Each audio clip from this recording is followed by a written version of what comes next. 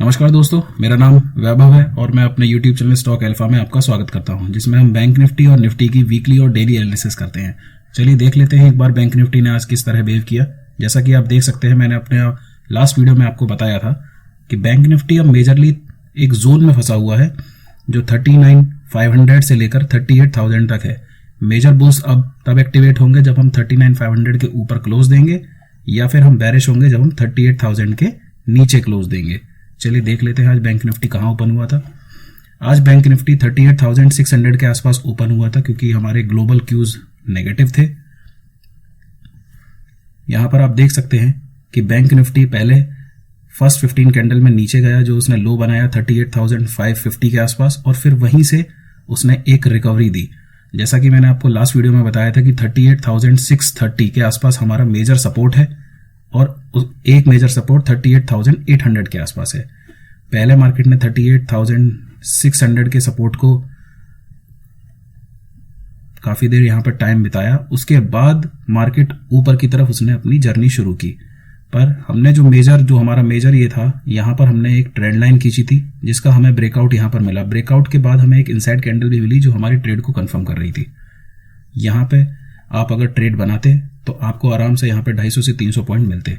जैसा कि आप देख सकते हैं, बैंक निफ्टी आधे घंटे तक इस जोन में फंसा रहा, और जैसे ही उसने कल का जो डे हाई था जो कि 39,234 के अराउंड था, जैसे ही उसको ब्रेक किया तो मार्केट सीधे 400 पॉइंट नीचे आया, जिसके बाद थोड़ी सी रिकवरी आई। चलिए देख लेते हैं कि मार्केट ने ऐसा क्यों किया आज।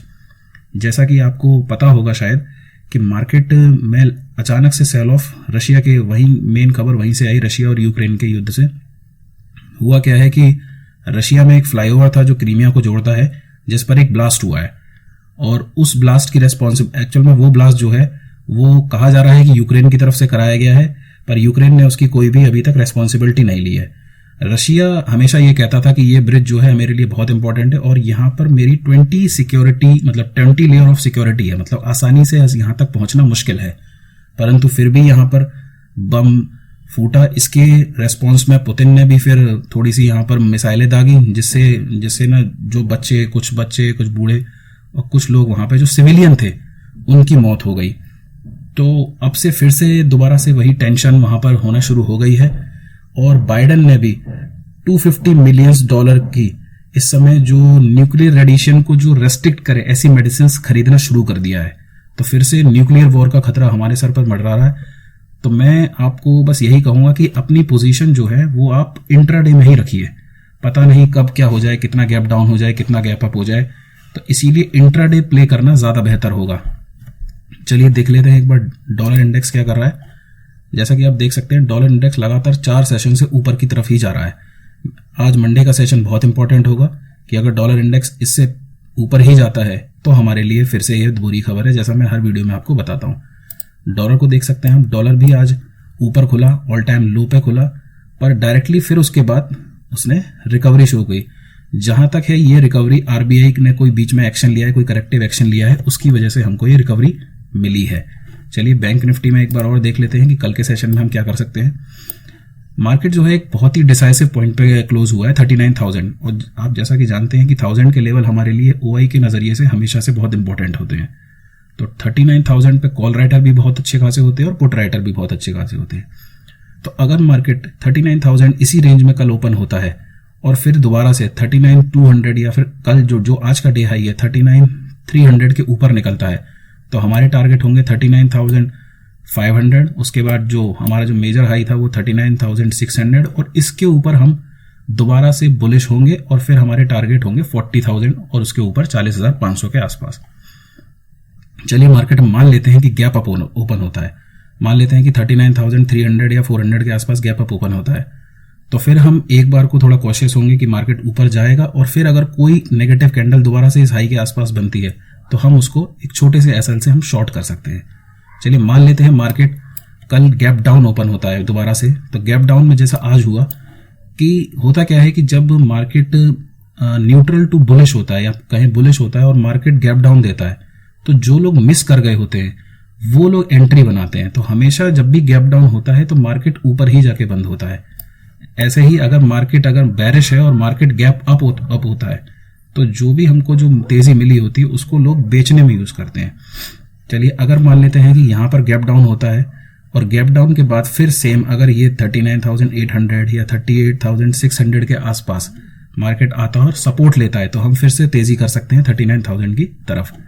मान लेते हैं मार्केट यहीं ओपन होता है और फिर हमारा 38,800 टूटता है तो हमारे लिए फिर नेक्स्ट टारगेट होगा 38,600, 38,500 और उसके बाद 38,300। उसके बाद अगर मार्केट नीचे जाता है तो हम देखेंगे क्योंकि 38,000 एक मेजर सपोर्ट है तो हो सकता है कि मार्केट इस मेजर सपोर्ट से फिर रिवर्स हो जाए।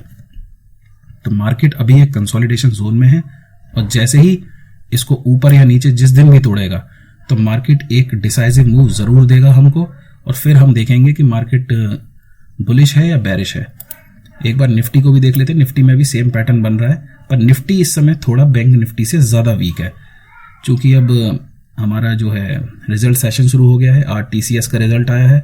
तो अब जो हो सकता है क्योंकि बैंक निफ्टी तो सिर्फ बैंक की वजह से ही वीक होता है लेकिन निफ्टी में 50 कंपनी है, उनके रिजल्ट्स आएंगे तो निफ्टी में अब थोड़ा ज्यादा मूवमेंट मिलेगा।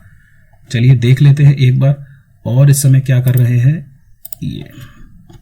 जैसा कि आप देख सकते हैं कि डाउ जोन्स फ्यूचर्स और नैस्डैक फ्यूचर दोनों ही आज काफी नेगेटिव थे और रिकवर कर रहे हैं। तो उम्मीद ये की जा सकती है कि कल मार्केट हमारा न्यूट्रल टू बुलिश रहेगा बशर्ते कि कोई बहुत बड़ी गिरावट नहीं आती है। और देखते हैं किस तरह, जैसे हम देख सकते हैं कि इस समय SGX निफ्टी भी हमारा थोड़ा सा पॉजिटिव है और पॉजिटिव टू फ्लैट ही बोलेंगे इसको। अभी कोई क्लियर डायरेक्शन नहीं है कि मार्केट को कहाँ जाना है।